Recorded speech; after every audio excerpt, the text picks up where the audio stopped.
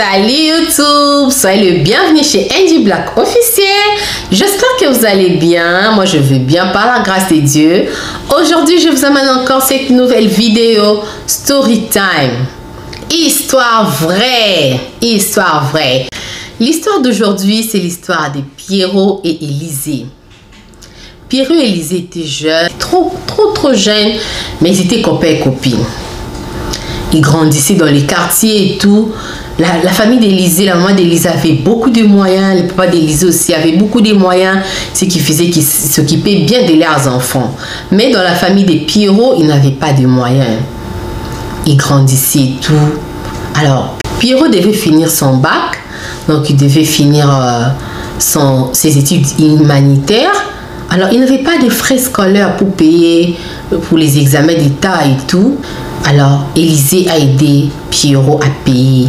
C'est Élisée qui commençait à aider Pierrot pour payer. Élisée faisait tout maintenant pour son petit copain, pour le frais scolaire. Comme Élisée chez elle, elle avait des moyens et tout. Et quand on leur donne l'argent des poches, cet argent des poches permettait à ce qu'Élisée puisse payer les frais scolaires pour Pierrot. En fin de compte, Pierrot a fini l'humanité. Pierrot est allé à l'université. Un garçon très intelligent. Ils étaient très bien dans leur couple. Ils ont fait un bon couple. Ils évoluaient très bien. La famille d'Élisée connaissait maintenant Pierrot. Donc les frères, les sœurs, même la maman d'Élisée connaissait Pierrot. Ils évoluaient bien. La maman de Pierrot aussi connaissait Élisée. Élisée commençait à aller de temps en temps dans leur famille. La maman d'Élisée dit, ah, cette fille, la maman de Pierrot dit, cette fille, elle est bien. Ils ont des moyens chez eux. Mais regarde comment il vient toujours s'occuper de toi, Pierrot. En tout cas, non, on va épouser cette fille. Cette fille, on va l'épouser. Ils ont grandi, 20 ans, 25 ans, ils ont grandi, ils sont devenus grands. Pierrot a fini l'université. Élisée aussi a fini l'université. Ils ont fini. Le papa d'Élisée a trouvé un travail pour Pierrot. Il a dit, ce garçon, il a beaucoup duré avec ma fille. Comme il envisage d'épouser ma fille, je dois quand même trouver du travail pour lui. Le papa d'Élisée a trouvé un boulot pour Pierrot et tout. Pierrot commençait à travailler. Il avait la voiture, il a changé des standings. Il était toujours bien avec sa copine qui était Élisée. La maman de Pierrot aimait beaucoup Élisée. Élisée, quand elle partait chez les Pierrot, on les recevait bien. On recevait très bien Élisée. Tout le monde aimait Élisée parce qu'Élisée, c'est elle qui a payé les frais scolaires du G1 jusqu'aux licences. C'est elle qui a tout payé pour leurs frères. Elle a beaucoup aidé. Leurs familles ont beaucoup aidé. Et c'était bien. Ils s'aimaient aussi. Pierrot aussi aimait Élisée. Ils évoluaient bien. En fin de compte, Pierrot a dit, ok, je vais épouser ma femme. La femme de ma jeunesse. Je vais épouser ma femme. Ils se sont parlé avec sa mère, avec ses soeurs. Tout le monde était d'accord. Personne ne pouvait interrompre, être contre leur union, être contre leur couple. Ils sont allés épouser Élisée. La maman de Pierrot était totalement d'accord. Elle était totalement d'accord. On a épousé Élisée dans leur mariage. La maman dansait, la maman de Pierrot, la maman d'Élisée dansait. Et puis, le papa d'Élisée, elle perd son travail. Le papa d'Élisée a perdu son travail. Il y a eu un peu de balance. Les moyens n'étaient plus comme avant. Mais leur fille était déjà mariée à Pierrot. Ils ont trouvé un bon appartement en ville. Ils habitaient bien dans leur maison et tout. Et puis, comme la famille d'Élisée n'avait plus de moyens comme avant, maintenant, c'était Pierrot qui aidait un peu. Vous voyez, il aidait un peu la maman d'Élisée. Il commençait à aider un peu la famille d'Élisée et tout. La maman de Pierrot, maintenant, elle commençait à venir à tout temps dans la maison de Pierrot. Si la maman de Pierrot vient comme ça, elle trouve la maman d'Élisée, elle va se fâcher. Cette famille, ils ont pris en otage mon fils. Qu'est-ce qui se passe? Tous les jours quand je pars là-bas, c'est toujours eux qui bouffent l'argent de mon enfant. Elle disait ça, mais en dehors d'Élisée, Élisée ne savait pas. Elle recevait toujours la belle-mère. La belle-mère était toujours bien reçue. Tout était bien en fait, mais bien sûr que la maman commençait à être mécontente, commençait à raconter aux gens, la belle famille de mon fils. Ils ont pris en otage mon fils, ils viennent à tout moment dans la maison. Élisée ne savait pas. Élisée, elle tombe enceinte du jumeau. Elle est tombée enceinte des jumeaux, elle n'arrivait plus à travailler, à faire des travaux et tout, vous voyez la grossesse. C'était devenu compliqué un peu pour elle de commencer à travailler et tout ça. Son mari a dit, ok, arrête le travail, comme elle travaille aussi en ville, son mari aussi travaillait. Pierrot dit à Élisée, donc tu arrêtes le travail et puis je te trouve une bonne. Pierrot a trouvé une bonne qui va commencer à nettoyer la maison et une autre qui va commencer à arranger la parcelle. Donc il a trouvé 2 personnes. Donc si sa belle-mère vient, trouve la femme des ménages en train de nettoyer la maison, de balayer la maison par exemple, la belle-mère va se fâcher. Cette fois-là, elle va se fâcher devant Élisée même. Elle va dire, Élisée, toi tu es là, tu es assise, tu as mis tes pieds dans la table. Hein? Tu es madame, maman présidente, maman Mokonzi. Maintenant, c'est toi qui es la cheftaine ici. On fait tout pour toi. Va là-bas à la cuisine, fais-moi à manger. Moi, je vais manger ce que toi, ma belle-fille, tu as préparé. La maman savait que la grossesse était un peu problématique. La grossesse, la santé de sa belle-sœur, Élisée, n'était pas bien. Mais elle insistait à ce que Élisée aille préparer pour elle. Élisée aussi, tout bonnement, tout poliment, elle part à la cuisine, elle fait quelque chose à manger, elle force, elle va forcer. La belle-mère, elle va manger. Quand elle mange, elle met les histoires en désordre dans la salle à manger. Si la bande vient pour arranger, non, ne touche à rien. Maman Mokonzi, viens ici, viens nettoyer la table. On t'a épousé pour faire le travail, non? Tu ne veux rien faire. Tous les bonnes ici, tu as 2 bonnes ici, une autre à la maison, une autre dehors. Toi, tu es qui? Qu'est-ce que tu es devenu? Tu penses que l'argent de ton père, tu l'as amené ici? Elle commençait à dire des choses. Élisa parlait avec Pierrot. Pierrot, je comprends pas, maman. Maman, quand elle vient, elle me dérange. Maman, parle avec maman. Ma grossesse, là, les médecins m'ont dit qu'il faut que je prenne beaucoup de repos. Pierrot n'acceptait pas que sa mère disait tout cela. Pierrot, un jour, il a fait semblant de sortir. Donc, il a déplacé sa voiture. Quand sa mère vient, elle avait l'habitude de vérifier s'il y a la voiture dans la parcelle. Si elle a la voiture, elle va bien se comporter. S'il n'y a pas la voiture, la maman va se comporter d'une manière bizarre. Ces jours-là aussi, Pierrot a fait sortir la voiture. Il a mis la voiture chez les voisins. Il est allé dans la chambre. La maman vient. Quand la maman ne voit pas la voiture, elle a compris que son fils n'était pas là. Il entre. La maison est si sale. La maison est si très sale comme ça. Or, la bonne avait déjà très bien nettoyé. Tout était déjà clean. Tout était déjà bien. La maman a commencé à crier. La maison sale. On a épousé quel genre de femme? Mon fils a épousé quel genre de femme? Cette maison, je ne comprends pas. Est-ce qu'il y a une femme ici ou bien il n'y a pas une femme? La maman quitte le salon. Elle entre dans la chambre de son fils. Elle avait l'habitude d'entrer dans la chambre de son fils, commencer à arranger les habits de son fils. Alors cette fois-là, elle ne savait pas que son fils était dans la chambre.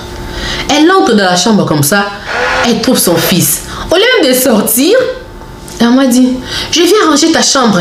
Je vais arranger. Maman, comment tu entres dans ma chambre comme ça? Tu vois pas que la maison est désordre? Je vais arranger, je vais aider ta femme. Puis elle dit, maman, non, ce que ma femme me dit là, c'est vrai alors. Toi, tu entres jusque dans ma chambre. Tu veux faire quoi? Oh, je suis ta mère. Je suis ta mère, même si j'entre dans ta chambre, ça fait quoi? Ça fait quoi? Pierrot ne pouvait rien dire à sa mère. Il a laissé sa mère. Sa mère a arrangé les habits, les sous-culottes, les cinglés, tous les habits, les serviettes.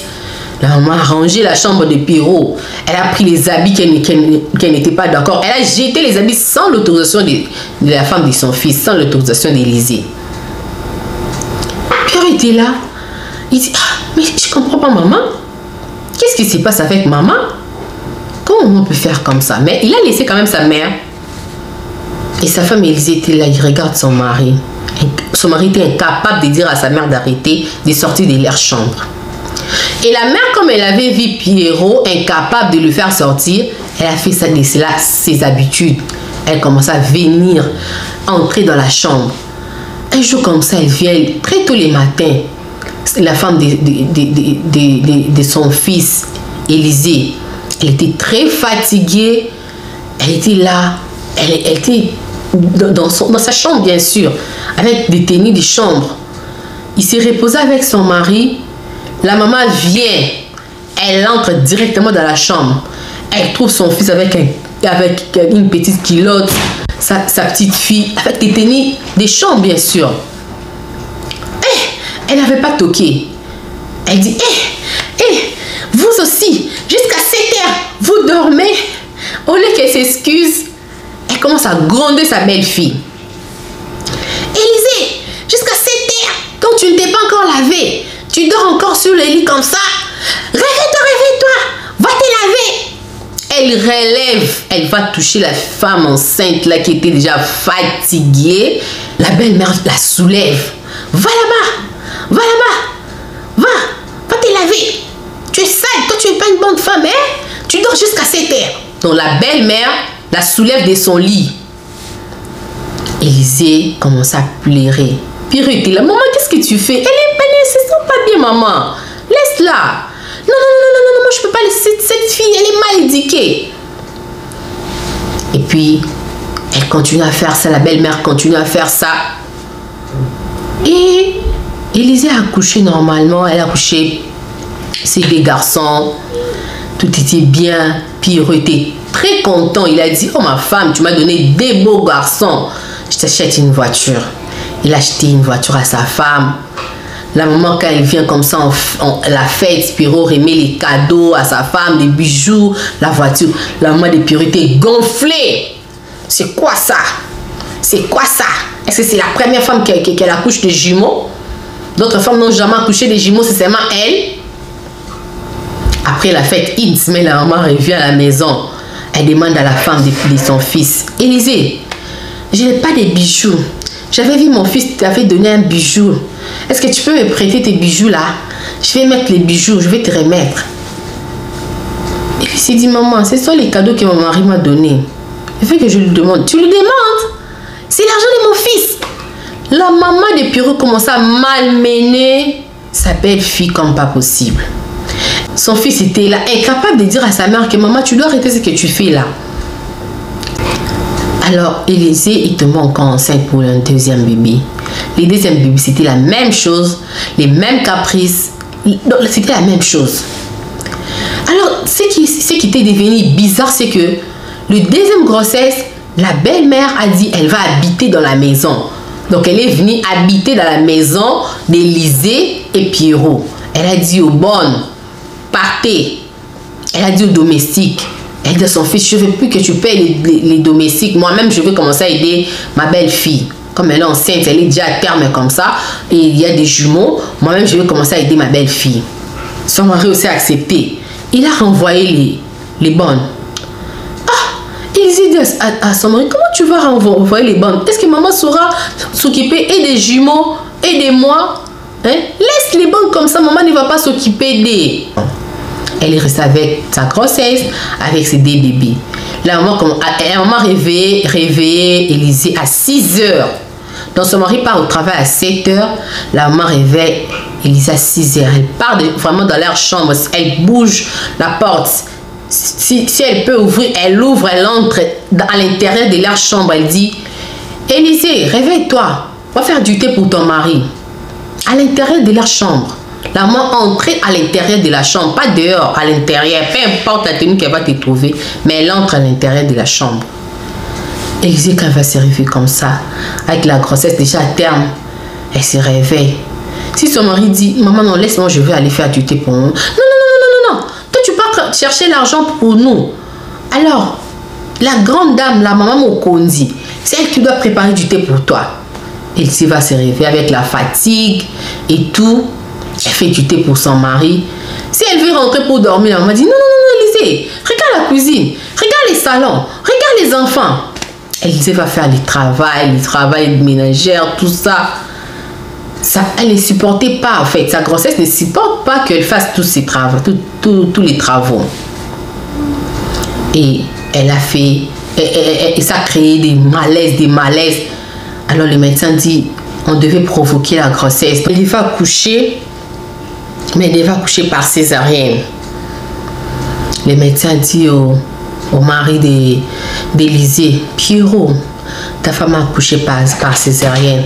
Ta femme n'est pas à l'aise. Elle m'a dit que sa belle-mère la stresse comme pas possible. Si tu peux remettre les bons travailleurs à la maison, remets. Et puisque ta femme soit à l'aise. Parce qu'elle a eu une dure opération.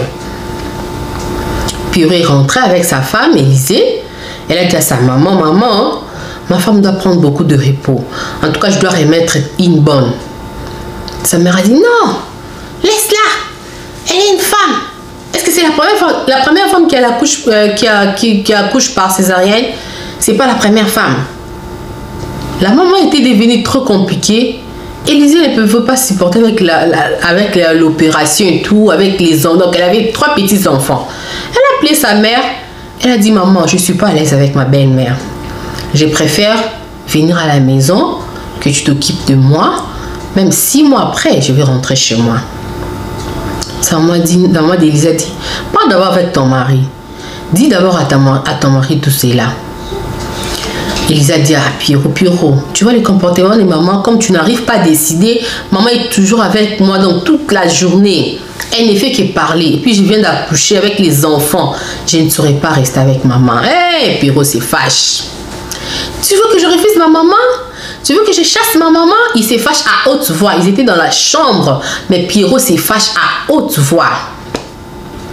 Il se fâche à haute voix. La belle-mère, quand elle écoute que son fils s'est fâché à haute voix parce que sa belle-fille, Élisa, dit qu'elle n'arrive plus à vivre avec maman, elle entre directement dans la chambre, elle égorge Élisée. Elle prend Élisée par la gorge. Toi, tu veux me chasser, tu veux me diviser avec mon fils? Elle commence à frapper Élisée. Élisée n'arrivait pas à se défendre. Son mari était là. Tu es une mauvaise femme. Tu es une mauvaise femme. Tellement que la maman l'avait brutalisée, Élisée a bousculé sa belle-mère parce qu'elle n'arrivait même plus à respirer. Elle a fait la self-défense. Elle a bousculé sa belle-mère. Quand elle a bousculé la belle-mère, tout a basculé. Pierrot était là quand Élisée avait bousculé sa mère. Parce que la mère avait pris vraiment Élisée par la gorge. Élisée avait bousculé la mère. La mère est tombée. Tu m'as frappé! Tu m'as frappé! Élisée était là. Elle n'arrivait même pas à respirer. Son mari commençait à frapper Élisée. Tu as bousculé ma mère. Il a frappé Élisée. Pierrot frappe Élisée. Sa mère vient frapper Élisée. C'était compliqué. Il y avait une voisine qui était à côté. Elle a écouté comment Élisée commençait à appeler. Au secours, aidez-moi, on va me tuer. La voisine et son mari sont entrés dans la maison. Le mari dit, papa Pierrot, qu'est-ce qui se passe? Ta femme vient d'accoucher, tu la frappes comme ça. Elle a tapé ma mère. La mère continue. La voisine a pris la belle-mère. Maman, toi tu es une sorcière, toi vraiment, tu es une sorcière. Parce que la voisine savait tout ce que la belle-mère d'Élisée faisait. La voisine a pris la belle-mère, elle a poussé par dehors, elle a poussé la belle-mère au salon. Maman, c'est que tu fais à Élisée, est-ce que si on fait ça à ta fille, toi tu vas accepter? Je ne veux plus de cette fille dans ma maison. La maman, tellement qu'il y avait des bousculades avec les plaies avec la plaie d'Élisée, c'était compliqué. Élisée, quand elle sort, son mari le chasse de la chambre. Pierrot lui dit, sors de ma chambre. Maintenant, les maris du voisin avaient tenu Élisée. Ils sortaient dans la chambre, ils sortent de la chambre vers le salon. La maman de Pierrot a pris de l'eau dans les seaux. Il y avait de l'eau avec les savons. Elle a jeté comme ça sur Élisée. L'eau a pris dans le plaie. Élisée est tombé. On l'a amené Élisée à l'hôpital. Quand on a amené la plaie, quand le médecin vit la plaie comme ça, le médecin dit, qu'est-ce qui se passe? On a jeté de l'eau dans cette plaie. La voisine a appelé la famille d'Élisée, la famille. Qu'est-ce qui s'est passé? On l'a tapé, elle avait des traces que la belle-mère avait mis sur elle. Elle avait l'œil qui était un peu gonflé quand Pierrot l'a tapé. Une femme qui venait d'accoucher. La belle famille était fâchée, la famille d'Élisée était fâchée. Comment vous pouvez faire comme ça si c'est notre fille? Si elle mourait. La maman de Pierrot s'en foutait. C'est pas une bonne fille pour mon fils. Elle dépense trop ici. Elle dépense trop. Ils se sont disputés là-bas à l'hôpital. Pierrot, incapable d'interdire à sa mère. après la guérison de sa femme, après, la maman de Pierrot a dit, comme elle m'avait tapé avant de rentrer chez moi, il faut qu'elle paye. Il faut qu'elle paye. Élisée croyait que c'était de la blague et tout. Après de rentrer à la maison, son mari est allé la prendre à l'hôpital et tout, dans la voiture avec sa soeur et son frère. Donc sa belle famille, ils sont allés prendre, la belle famille est allée prendre Élisée. Ils arrivent comme ça à la porte, à la portail. La maman de Pierrot était là. Tu ne vas pas entrer ici, comme tu m'avais bousculé avant d'entrer ici. Il faut me payer $2000. Il faut me payer. Élisée elle n'était pas encore bien guérie. Son mari dit, maman, laisse-nous d'abord entrer. Laisse-la d'abord entrer, se reposer. C'est sa famille qui va payer. Non, non, non, non. Avant qu'elle entre ici, il faut qu'elle me paye. Elle a voulu commencer la bagarre. Elle a voulu commencer la bagarre. La voisine a appelé la famille d'Élisée. La famille, quand ils sont venus, ils ont vu leur fille qui venait de rentrer de l'hôpital, qui n'est même pas entrée dans sa maison, hein, mais la belle-mère l'interdit d'entrer à la maison sous prétexte qu'elle paye d'abord. Les belles sœurs ont commencé à se chamailler, les beaux-frères. C'était une bagarre, la bagarre dans les quartiers. Pierrot s'est battu avec les frères d'Élisée. Pierrot s'est battu avec le frère d'Élisée. La maman s'est battue avec les sœurs, avec la mère. C'était une catastrophe. C'était insupportable. La maman est entrée, la maman de Pierrot est entrée dans la chambre d'Élisée. Elle a pris ses habits, elle a jeté ça un à un. Elle prend le sous-vêtement, elle jette. Elle prend les soutiens, elle jette. Prends tes habits. Elle jette les habits comme ça. Au lieu de remettre même la valise, elle ouvre la valise, elle jette les habits. Même les habits qui étaient dans le panier, tout qui n'était pas classé, elle jette tout dehors. Elle prend les enfants de son fils, elle jette, elle dit, je ne suis pas sûre si ces enfants sont les enfants de mon fils. Prends même les enfants, te donne comme cadeau. La maman d'Élisée, elle a dit à sa fille, ma fille, tu peux tout, mais sauf, tu dois préserver ta vie. Tu choisis, soit on rentre avec ton vie, soit tu restes ici mourante. Élisée a dit à sa maman, moi je préfère rentrer. La maman d'Élisée a cherché un taxi. Ils sont allés avec les enfants, avec les habits. Elle a pris sa fille, elle a dit, je préfère prendre ma fille vivante que de prendre ma fille morte. Ils sont partis, la maman de Pierrot est restée. Ah, laisse-les partir, laisse-les partir. Je n'aime pas cette fille. Une fainéante, une dépensière, une mauvaise femme pour toi. Élisée est rentrée, elle pleurait, elle dit, Pierrot, c'est pas toi qui peux me faire ça. Ce n'est pas toi qui peux me faire ça. Tu as oublié notre jeunesse. Pierrot a dit, ah, notre jeunesse, tu veux quoi? Tu veux dire que parce que tu as payé pour moi le frais académique, tu as payé combien? Les totales depuis que j'étais en 6e jusqu'à ce que je finisse la licence. Tu as payé combien? Dites-moi. Dites-moi comme ça, je vais remettre dans votre famille tout ce que vous avez payé pour moi. La maman d'Élisée a dit, non mon fils, ne paye pas. C'est Dieu qui va nous payer. Comme toi, tu as récompensé ma fille comme ça. Ne fais rien. Reste avec ta mère. Moi, je pars. Comme tu m'as donné mes beaux-fils comme de cadeaux, je prends des cadeaux. Mais toi, c'est Dieu qui va te payer. Oui, maman, dites-moi combien vous voulez que je paye. Ça, c'est Pierrot qui disait ça à sa belle-mère. Maman, dites-moi combien vous voulez que je vous paye. Les frais académiques, c'était encore combien? C'était ça $50? C'était 200. Les syllabes, c'était combien? Pierrot commençait à dire ça à sa belle-mère. La belle-mère a dit, non, on va partir. Ne t'en fais pas. Dieu va nous payer. Il va aussi te payer. Pierrot restait avec sa mère. Élisée partit avec ses enfants, sa famille. Tout le monde avait regretté dans le quartier le comportement de Pierrot. Les gens n'en revenaient pas. C'était quel comportement bizarre comme ça? C'est quel comportement? 2 mois après, on a licencié Pierrot du travail. On a licencié Pierrot du travail. Pierrot n'avait plus du travail. Il s'est rendu compte que à la maison, il ne pouvait plus même payer la nourriture. Il s'est rendu compte que tout ce qu'il avait comme saving, il commençait à dépenser. Sa mère dit, tu vas trouver un autre travail. Cette fille-là, c'est une sorcière. C'est elle qui a tout fait ça. Pierrot commençait à dire à sa mère, moi c'est toi qui j'ai comme l'impression que tu as gâché ma vie, hein. Quand j'étais avec ma femme, tout allait bien. Quand la maman de Pierrot disait, c'est ta femme qui est sorcière, elle n'est pas une bonne femme. 6 mois après, les sévices, tout ce que Pierrot avait gardé, donc l'économie, les Pierrot commençaient à chuter. Il a vendu la voiture, commencé à vendre des histoires de la maison. La maman de Pierrot, quand il a vu, il n'y avait plus l'argent. Elle a fui de chez son fils, elle est rentrée chez elle. Pierrot est resté, il n'y avait plus de garantie. On l'a chassé à la maison. Pierrot est resté main vide. Main vide, il n'avait plus rien. Il cherchait le travail partout. On ne le prenait plus. On ne prenait plus Pierrot au travail. Ses amis ont dit, Pierrot, va chercher ta femme. Ça fait déjà 3 ans que vous êtes séparés. Va la chercher. Tu n'es jamais parti voir même tes enfants. C'est méchant. Va chercher ta femme, demande pardon à ta femme. Et Pierrot est allé avec tout le courage qu'il avait. Il part là-bas.